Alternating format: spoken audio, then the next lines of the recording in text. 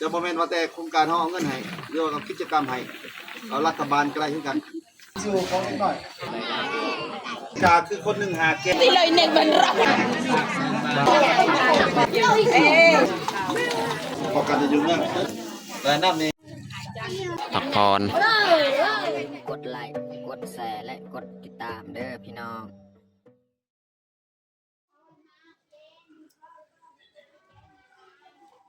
กับสบายดีแล้วก็สวัสดีเบิร์ดสู่ผู้สู่คนเนาะยินดีต้อนรับเขาผู้สองเบายืนแล้วก็สำหรับตอนเช้ามื้อนี้ก็คอยสีพาทุกคนมาเบิ่งเนาะการเต่ารวมในหมู่บ้านบ้านเฮาก็คืออยู่ในหมู่บ้านบ้านเฮานี่จะมีโครงการเข้ามาเนาะโครงการที่เข้ามาพัฒนาชีวิตการเป็นอยู่หรือว่าการเปลี่ยนแปลงดินฟ้าอากาศและชื่อโครงการของเพิ่นเนาะก็เลยมื้อนี้นี่ขอยสิพาทุกคนมาเบิ่งบรรยากาศเนาะชาวบ้านบ้านเฮาเขาเจ้าก็ไปเต้าโฮมหรือว่าไปรวมอยู่บ่อนโรงเรียนเบิดหมู่บ้านนั่นแหละเด็กน้อยเด็กเต้าผู้ใดที่ไปได้ก็ไปรวมอยู่หั่นเนาะเขาเจ้าสิ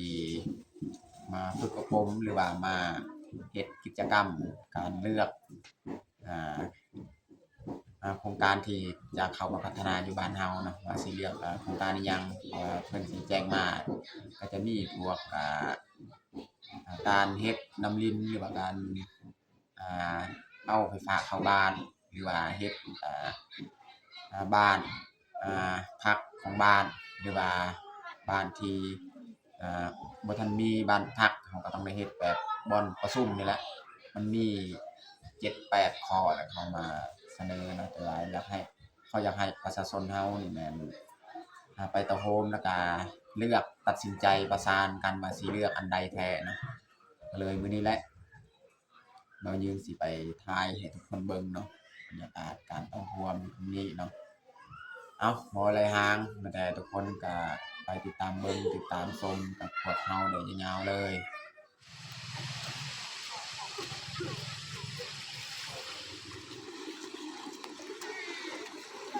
พาน้องพลอยย่างไปรวมนี่ชาวบ้านเพิ่นก็กำลังย่างไปฝนก็เริ่มมาแล้วพี่น้องเนาะบางคนก็พากันแล่นแล้วฝนก็มาแล้วพี่น้องเนาะ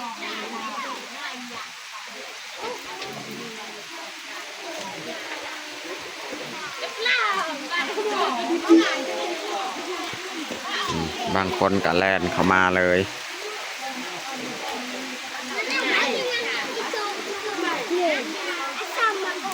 ยังบ่ทันฮู้ว่าบอนใดสิรวมกันแท้จังหน่อยเนาะ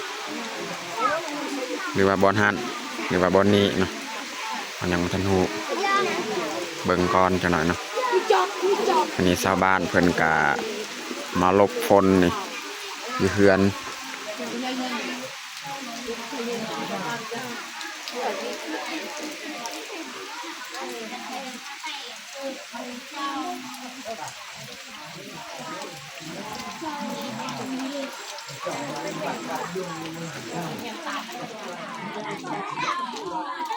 ตอนนี้ก็ชาวบ้านก็เริ่มเข้ามารวมพุ่นแหละอยู่โรงเรียนหลังนั้นแหละแต่ว่ายังมาบ่ทันครบเทื่อ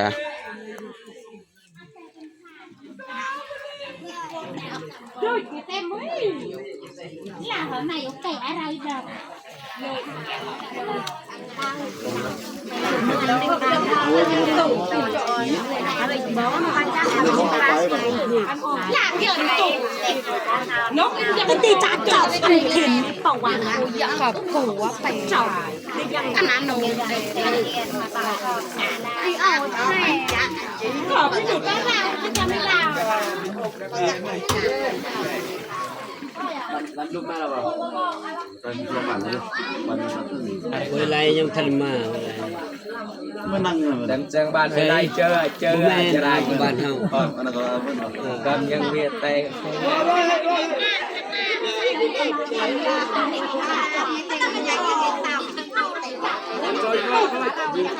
เขาสีเกียมถ่ายรูปก่อนพี่น้องเนาะถ่ายรูปแล้วก็จึงเริ่มพิธีจังหน่อยเนาะ ตบเรียนสองเสมอกันเด้อกับบ่เปล่าถ่ายเอาไอ้บินเอาผมตีนักนะจีเวนาคือ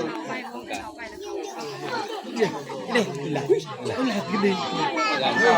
เอาใจ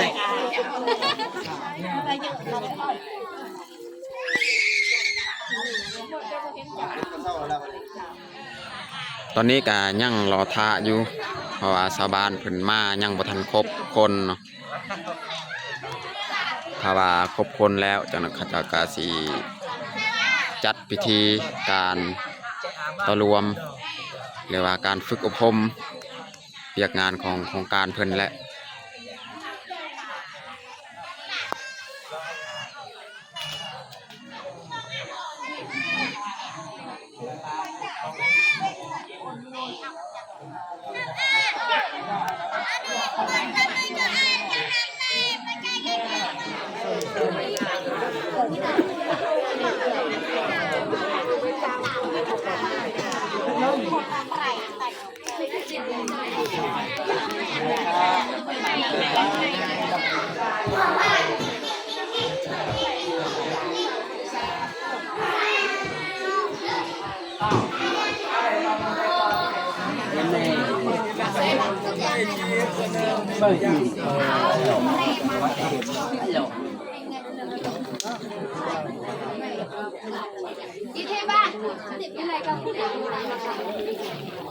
กับพี่เอา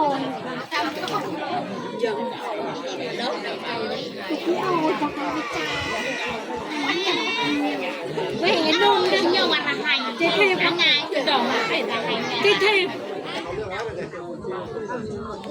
ตอนนี้ก็ชาวบ้านเฮาก็มากันครบแล้วเนาะทางโครงการเพิ่นก็สิเปิดพิธีแล้ว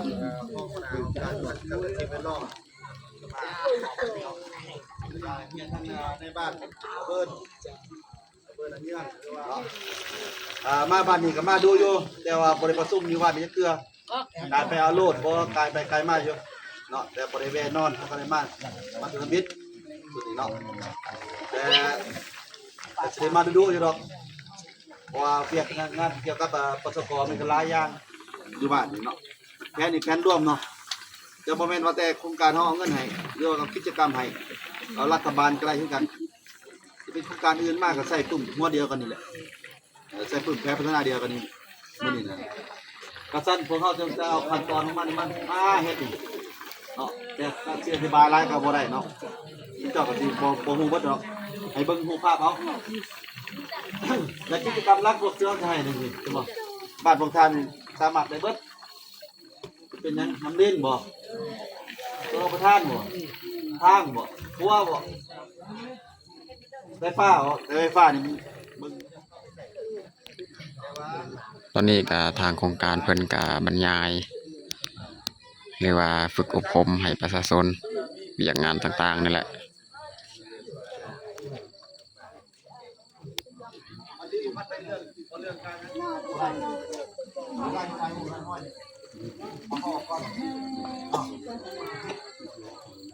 เพื่อยัง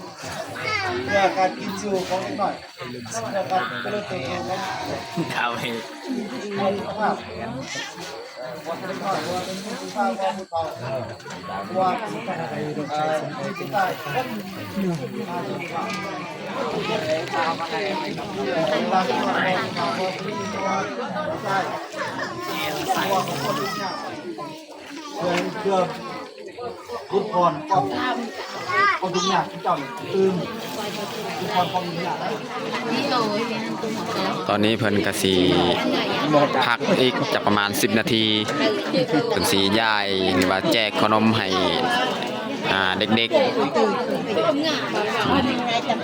ครูฝึกเพิ่นมาแจกยายหลังจากแจกยายขนมแล้วจักหน่อยเขาเจ้าก็สิเฮ็ดกิจกรรมอีกพี่น้องเนาะยังบ่ทันได้แล้วเทื่อเนาะการ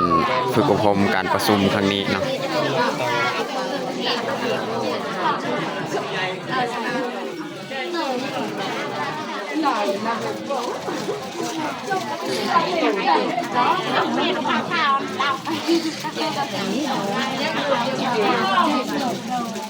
ไม่หนักแล้วจะออกไม่หนักแล้วเอาของเอง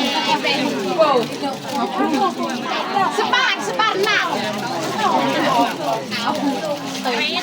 กใหญ่กระดับกับน้ำจุกกรงลาดาตาโอ้ยเย่คนน้ำกอกเต้มาเด้อตามตัวมาอีกก็ไม่อ้อย ฝนกระตกพี่น้องเนาะ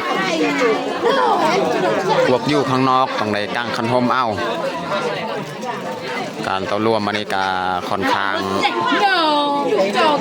ยากพี่น้องเนาะ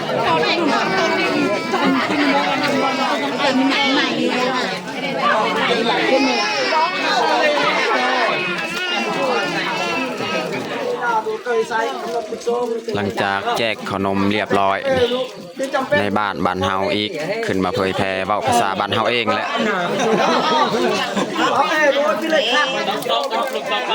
บางที่ประชาชนเพิ่นบ่เข้าใจทางโครงการเพิ่นแนะนำเป็นภาษาลาวอันนี้ในบ้านอีกออกมาเว้าเป็นภาษาเฮาอีกเนาะเป็นภาษาท้องถิ่น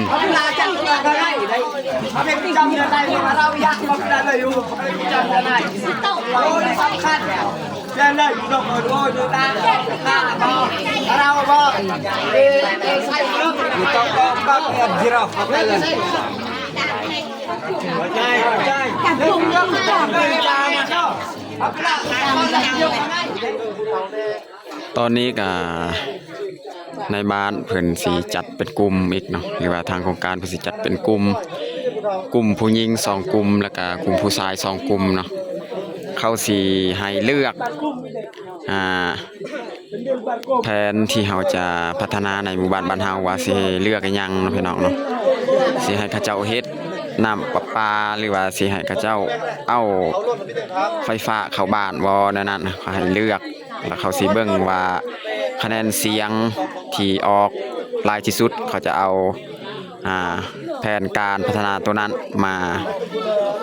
เฮ็ดอยู่ในหมู่บ้านเฮาเขาให้ชาวบ้านบ้านเฮานี่ต้องเลือกว่าสิเอาแผนนั้นใดเข้ามาพัฒนาในหมู่บ้านเฮาแท้เนาะเพิ่นก็สิจัดกลุ่มพี่น้องเนาะ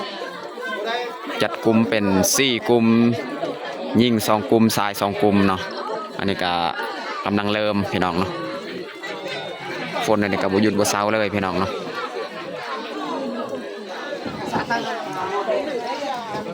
ส่วนทีมผู้ชายนี่แม่นเข้าห้องอันนี้แหละเฮ็ดเป็น2กลุ่มอยู่ในห้องเลยเนาะนี่เริ่มเข้าแล้วก็ผู้หญิงนี่แม่นอยู่นี่กลุ่มนึงแล้วก็อยู่เพื่อนหลังนั้นอีกกลุ่มนึงเฮ็ดเป็น2กลุ่มเลย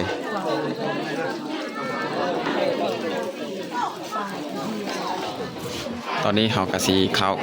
อยู่ข้างในห้องเลยเนาะเพิ่นก็สิติดแผนการวิธีการเฮ็ดกิจกรรม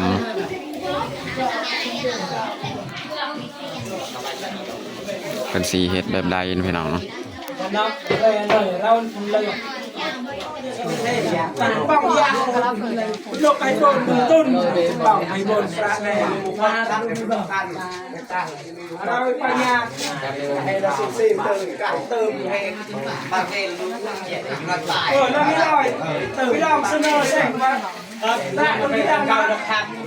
อันนี้ไอ้บันจอยแต่เป็นก็ได้ช่วยเหลือมาเอาโบก็ได้พวกเราไปดาวเก็บตาบันมาให้รู้ลายเรา ก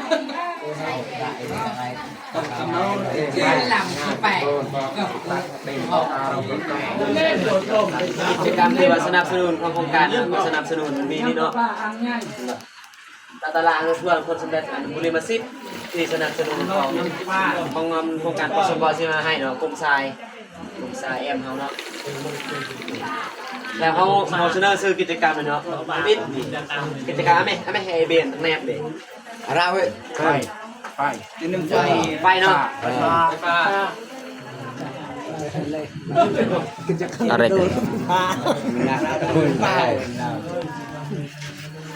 เป็นยังคือต้องการไฟฟ้า สบายเขาอยากเฮ็ดเทือนซ่านก็สบายมีเป็นผ้าเขาอยากเฮ็ดอันนี้อันนั้นมีเป็นผ้าร้านต้องการอยากจอดความสะดวกลายสมุดลายเป็นผ้า ยังได้ไฟฟ้าหรือย้อนความสะดวกสบายลายยาง ตอนนี้ก็กิจกรรมทางเฮานี่สำเร็จเรียบร้อยแล้วเฮาตอบคำถามที่เพิ่นถามเรียบร้อยเนาะมันจะรอท่ากวดคะแนนจักหน่อยเนาะว่ามันสิถือโครงการอันใดสิเอาแท้เนาะมันจะมีในนี้นี่มีไฟฟ้าน้ำลิ้นเข้าบ้านเนาะแล้วก็น้องปลาห้องน้ำมี4ตัวเลือกนะพี่น้องเนาะ4ตัวเลือกจักน้อยคะแนนมันสิออกตัวใดแท้เนาะ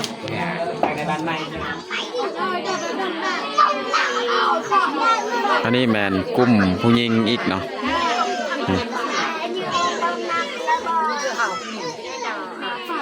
ผู้หญิงนี่ก็เรียบร้อยแล้วเขาจะเลือกแต่เขาสีกวดคะแนนจังนั้น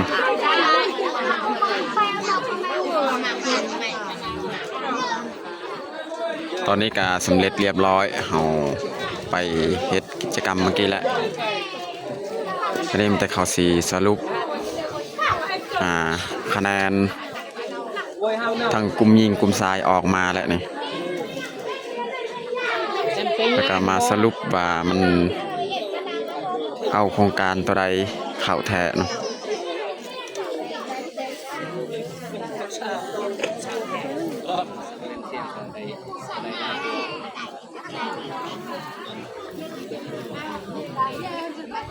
ตามหูนี้คือแต่ละหูเนาะตอนนี้เพิ่นก็ติดเรียบร้อยแล้วหูกติกาคือคนหนึ่งหาแกนโตทำอิฐนี่แมนไฟฟ้าที่2นี่แมนน้ำลิ้นที่3ของการบ้านแล้วก็ที่4น้องปลาสุดท้ายที่5นี่แมนสุรประทานโครงการที่เพิ่นสนับสนุนก็จะมี5โครงการนะส่วนทั้งนี้แมนโครงการที่บ่สนับสนุนเนาะตัวสีแดงนี่หลังจากเขาติดนี่แล้วเขาก็สิเอาเม็ดสาลีหรือเม็ดข้าวโพดเอามาป้อนใส่จอกหั่นแต่ละอันว่าเขาสิเลือกอันใดนี่เพิ่นถือธงเม็ดสาลีเม็ดข้าวโพดเอามาป้อนใส่ในบ้านเพิ่นป้อนทำอิฐเนาะในบ้าน2ท่านออกมาป้อนก่อนไปเพิ่นเลยบ่ต้องมัดก่อนจังหวะนี้เดี๋ยวจะกระโดดลงไปเดินบานตับบอกแต่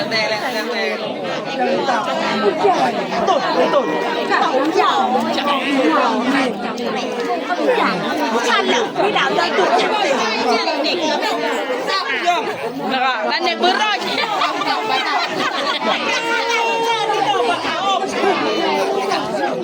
ไล่ที่เลยเน็ตมันรอดใจ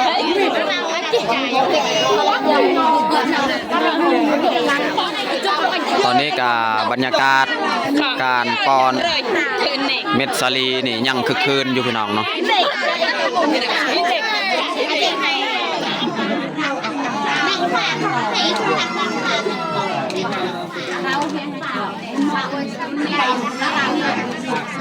กับเดินกับ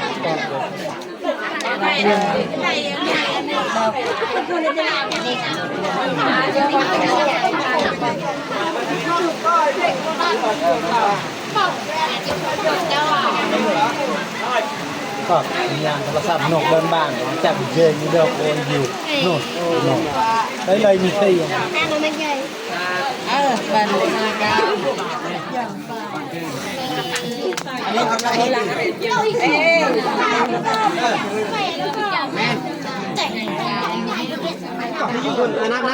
นับใส่กันพูนเจ้าตัวพูนไปเบิ่งให้เบิ่งอย่าทิมเด้อ ตอนนี้ก็เริ่มนับเม็ดสลี อย่านับอย่ายิ้มอย่าหัวได้จะได้ลืม มัน สินับให้ ถึกบอลใดหลายที่สุดเนาะ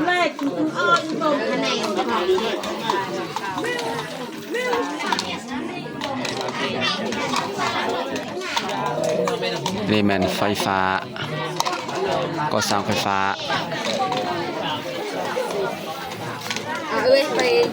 ก็สร้างน้ำลิ้นคุณแหละเอาต่อไปเลยไปทางนั้น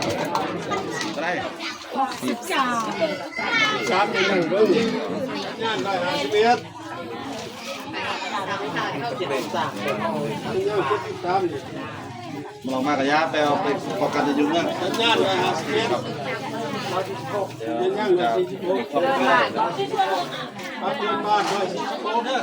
ตัวนี้เป็นบริษัท5 ปีที่พวกเราจะสืบต่อในน้ำใส้อาจจะเป็นโครงการปสกกาแมนโครงการรัฐกาแมนเนาะอยู่นี้แต่ว่าตัวสีฟ้านี่มันอยู่ในกรอบของการสนับสนุนของโครงการปรับปรุงชีวิตการประโยชน์สองไฟฟ้าเนี่ยคะแนนเที่ยงนี่3 4อันนี้ที่5เนาะอันนี้เป็นที่รัฐการนี้หลังจากนั้นแหละพวกนี้เขาจะเอาไปปรึกษาหารือกันอยู่เมืองว่าสมมติไฟฟ้ารายน้ำนี่เป็นระบบแบบใดหัวดิ้งคาร์บอนบ่มาของอ่างแล้วเสียอนามัยเดือนนึงจักเทื่อปีนึงจักครั้งที่2แปลงจักครั้งเอาไว้ไอ้บอล